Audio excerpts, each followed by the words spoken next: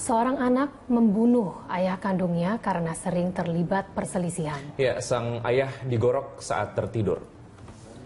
Pembunuhan terhadap Hasanuddin terungkap setelah anak bungsu korban memanggil pria berusia 70 tahun itu di rumahnya di kawasan Tanah Merah, Jakarta Utara. Hasanuddin ditemukan dalam keadaan tengkurap dan sudah tak bernyawa pada Sabtu petang. Setelah ditelusuri, ayah 8 anak ini tewas dibunuh anak sulungnya yang berinisial S. Sebelum kejadian, S diketahui sering berselisih dengan ayahnya. Pelaku bahkan diketahui sering mengamuk jika kebutuhannya tidak dipenuhi sang ayah. Polisi membawa jenazah Hasanuddin ke Rumah Sakit Pusat Polri untuk diotopsi. Sedangkan pelaku ditahan di Mapolsek Koja, Jakarta Utara.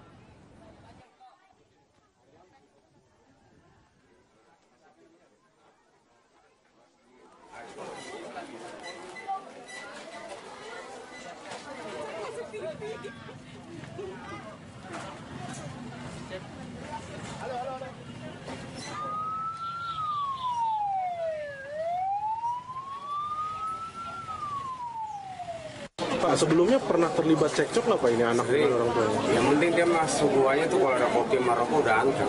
Memang udah sering berantem lah begini Pak, nanti ntar gue bunuh.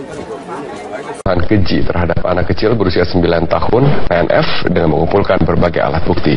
Kita bergabung bersama rekan kami, Anita Rusian, langsung dari Mapolda Metro Jaya, yang saat ini sedang bersama dengan ahli forensik. Anita, bagaimana perkembangan terkini dari kasus pembunuhan ini? Ya, Robert, mengenai perkembangan kasus pembunuhan yang menimpa seorang bocah berusia 9 tahun bernama Putri ini masih terus didalami oleh pihak kepolisian, dan informasi terbaru yang kami terima dari Direktur Reserse Kriminal Umum Polda Metro Jaya Krisnamurti, ini ditemukan alat bukti baru berupa DNA, namun Krisnamurti masih belum menjelaskan secara rinci apakah DNA itu berupa sperma atau berupa air liur ataupun dari rambut. Dan informasi yang kami terima dari Krisnamurti ini menyatakan bahwa ada kecocokan antara DNA yang ditemukan yang ditemukan oleh polisi ini dengan DNA korban. Dan Robert berbicara mengenai bukti-bukti atau alat bukti lain yang bisa mendukung pihak kepolisian dalam mengungkap kasus pembunuhan terhadap Putri ini. Saat ini saya sudah bersama dengan dokter forensik Ferial Basbet, ini selaku dokter forensik. Dok, bisa dijelaskan mungkin apa peran atau bagaimana peran dokter forensik ini dalam membantu pihak kepolisian dalam mengungkap kasus pembunuhan? Ini kan berdasarkan dari hasil otopsi yang ada, ini kan ada dugaan kuat ya, pembunuhan dengan kekerasan seksual. Biasanya kalau ada kasus seperti itu yang kita cari, adakah kekerasan, kan jadi persetubuhan dengan kekerasan. Jadi yang dicari tanda-tanda kekerasan. Tanda-tanda kekerasan itu bisa berupa memar, lecet, dan luka gigit, bite marks, seperti itu. Nah, terus ini ada tempat predileksinya. Tempat predileksinya itu misalnya bisa juga cekikan, seperti tampar. Nah, di memar di daerah lengan atas bagian dalam, atau juga paha yang dalam usaha supaya usaha untuk melakukan persetubuhan seperti itu. Nah, kemudian juga di daerah genitalnya itu seperti vagina, anus, itu kita cari apakah ada trauma di situ. Trauma ini bisa berupa robekan selaput darah. Nah, kemudian apakah ada sperma di situ. Nah, itu juga dicari. Kemudian dicari darah ya. Biasanya diambil darahnya untuk mencari apakah ada terlibat obat-obatan, karena membuat seorang tak berdaya termasuk kekerasan. Jadi memang ini benar-benar lintas disiplin, lintas banyak ahli forensik ya yang bekerja di sini. Apakah dari forensik toksikologi, forensik DNA, forensik psikologi.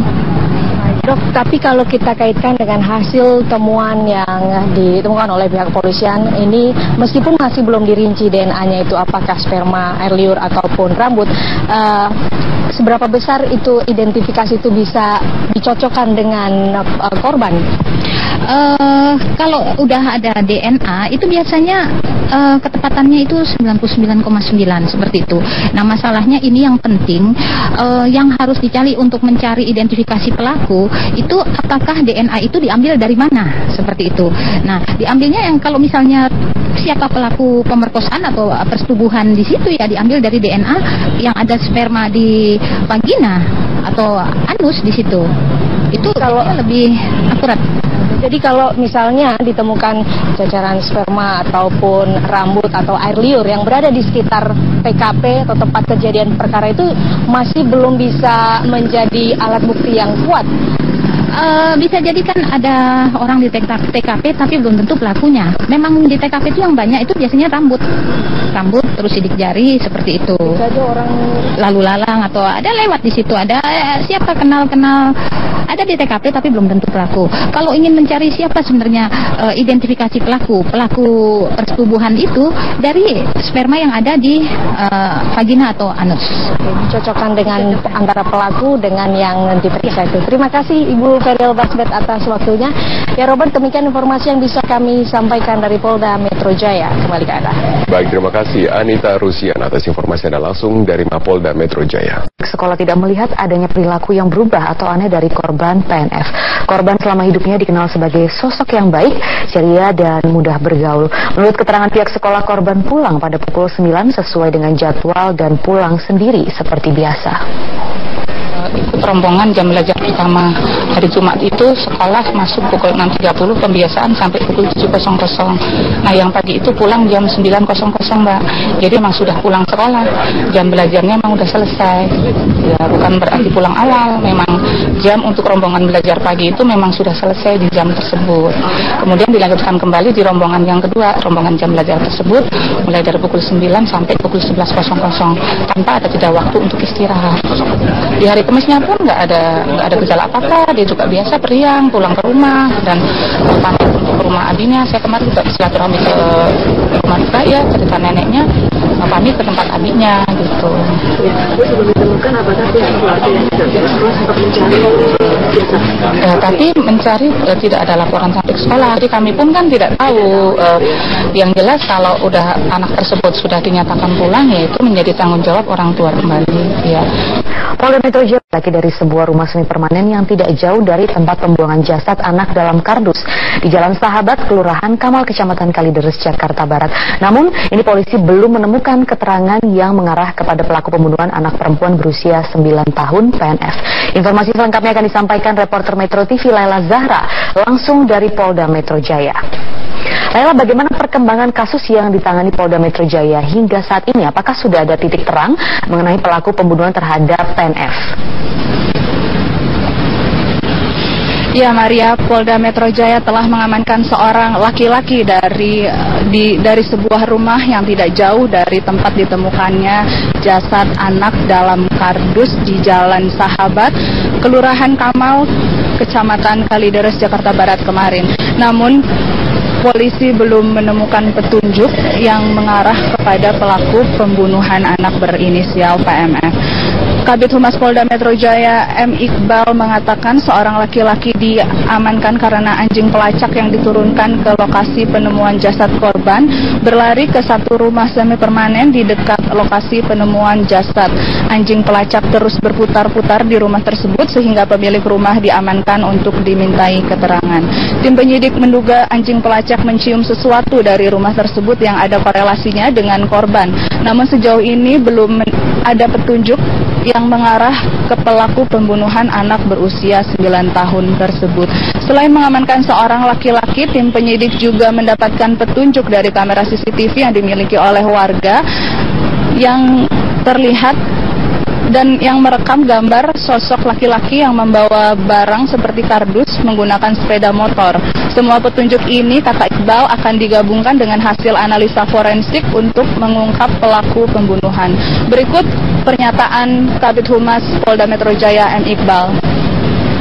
Yang diamankan di lokasi, bukan diamankan, karena anjing pelacak berputar-putar di situ, sehingga kami memerlukan keterangan daripada pemilik rumah itu. Sampai sekarang belum diamankan. Tapi belum ada keterangan dari sang pemilik rumah? Belum ada.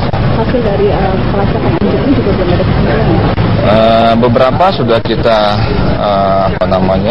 identifikasi, tetapi sampai saat ini kami belum fokus kepada siapa sebenarnya pelaku. Tapi yang jelas. Demikian Maria. Dari Polda Metro Jaya, Laila Zahra, terima kasih. perempuan berusia 9 tahun di Kalideres, Jakarta Barat. Sejumlah petunjuk mengarah pelaku berada di sekitar tempat ditemukannya kardus yang berisi jenazah korban. Kepolisian terus memburu pelaku pembunuhan dan pemerkosaan anak perempuan 9 tahun di Kalideres, Jakarta Barat. Polisi telah memeriksa seorang pemuda, warga di sekitar lokasi ditemukannya kardus berisi jenazah di Jalan Sahabat Kalideres. Pemuda ini dibawa petugas setelah anjing pelacak K9 unit Jatanras Polda Metro Jaya mengendus rumah kontrakan yang dihuninya. Warga sekitar sempat akan menghakimi sang pemuda, namun berhasil dicegah aparat. Polisi masih memeriksa pemuda tersebut sebagai saksi. Tim Inafis Polda Metro Jaya juga turut serta melakukan olah tempat kejadian perkara (TKP). Polisi menemukan kardus lain berisi kaos kaki berlumur darah yang diduga milik korban berada tak jauh dari kardus berisi jenazah korban. Polisi sempat mendatangi pemilik kardus yang mengaku biasa membuang kardus kosong ke TKP. Petunjuk ini bisa menyempitkan dugaan bahwa pelaku pembunuhan bisa jadi berada di sekitar TKP. Artinya pelaku untuk membungkus barang-barang korban itu mengambil salah satunya box dari sini. Makanya kami menduga lokasi sekitar ini bagian yang kami akan telusuri mencari petunjuk. Kami ingin dengar dari warga juga. Dari penciuman anjing pelacak juga ditemukan sejumlah benda seperti lakban, helaian rambut, dan baju seragam sekolah dasar yang diduga milik korban. Selain diduga tinggal di sekitar lokasi penemuan jenazah, tak menutup kemungkinan pelaku adalah orang yang dikenal oleh korban. Pasalnya, polisi juga telah mendapatkan informasi dari salah seorang teman korban yang melihat korban terakhir kali dijemput di depan sekolah oleh seorang pria dengan menggunakan sepeda motor. Polisi juga telah menyita rekaman CCTV dari salah satu gudang tak jauh dari lokasi. Dalam CCTV, nampak seorang pengendara sepeda motor membawa kardus yang dicurigai sebagai pelaku. Jenazah korban ditemukan dalam kardus Jumat malam lalu oleh warga. Sebelumnya orang tua korban melaporkan korban tidak kembali sepulangnya dari sekolah pada Jumat siang. Dari hasil otopsi, korban tewas akibat cekikan dan mengalami kekerasan seksual. Dari Jakarta, Humaira Balkis, Dian Aristia, Metro TV. Seksual pada anak. Mereka mengenalkan anak pada bahaya pedofil melalui lagu dan juga dongeng. Seperti apakah kegiatan komunitas ini? Berikut liputannya untuk Anda. Sentuhan tidak boleh, sentuhan tidak boleh. Maju dalam, hanya diriku yang boleh menyentuh. Sekali lagi nggak bolehnya. Sentuhan tidak boleh, sentuhan tidak boleh. Maju dalam, hangatkan tidak boleh. Tapi baik menghindar, bilang ayah ibu.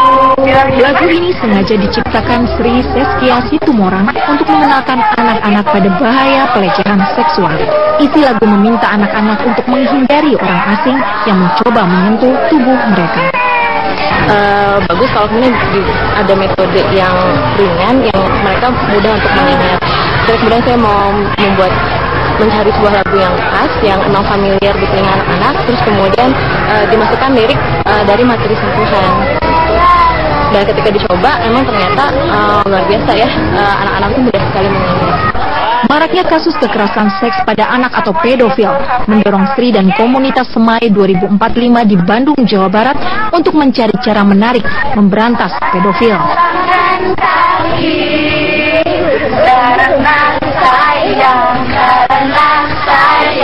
Awalnya berdiri itu karena ada kejadian pedofil. Jadi pedofil yang memaksa anak-anak, dan di situ setelah dilihat lagi di kejadiannya, ternyata anak-anak ini tidak tahu kalau ada area-area di tubuhnya yang tidak boleh disentuh. Itu dari situ selama setahun terakhir, Semai melakukan gerakan edukasi parenting ke keluarga, baik orang tuanya maupun anak-anaknya. Nah, untuk anak-anaknya kita membuat buku cerita, membuat lagu seperti yang tadi diajarkan. suatu hari yang cerah. Selain menciptakan lagu, komunitas Semai, singkatan dari 100 tahun Indonesia Merdeka ini, juga membuat dongeng yang berisi edukasi kepada anak-anak. Komunitas Semai 2045 terbentuk pada Juli 2014, menyusul banyaknya kasus pedofil yang menimpa anak-anak. Komunitas yang terdiri dari para ibu ini mendatangi kumpulan anak-anak TK dan balita untuk mengkampanyekan bahaya kejahatan seks pada anak. Iya Bu Guru, aku tadi jatuh. Terus tadi ada yang mau buka celana, terus aku bilang nggak boleh. Komunitas Semai berharap kegiatan mereka bisa menghapus kejahatan pedofil di Indonesia. Dari Bandung, Jawa Barat, Iwan Gumilar, Metro TV. Ya, ibu kita karena sayang ketika memandikan kita, atau misalnya ketika kita pergi ke dokter, tapi pastinya kita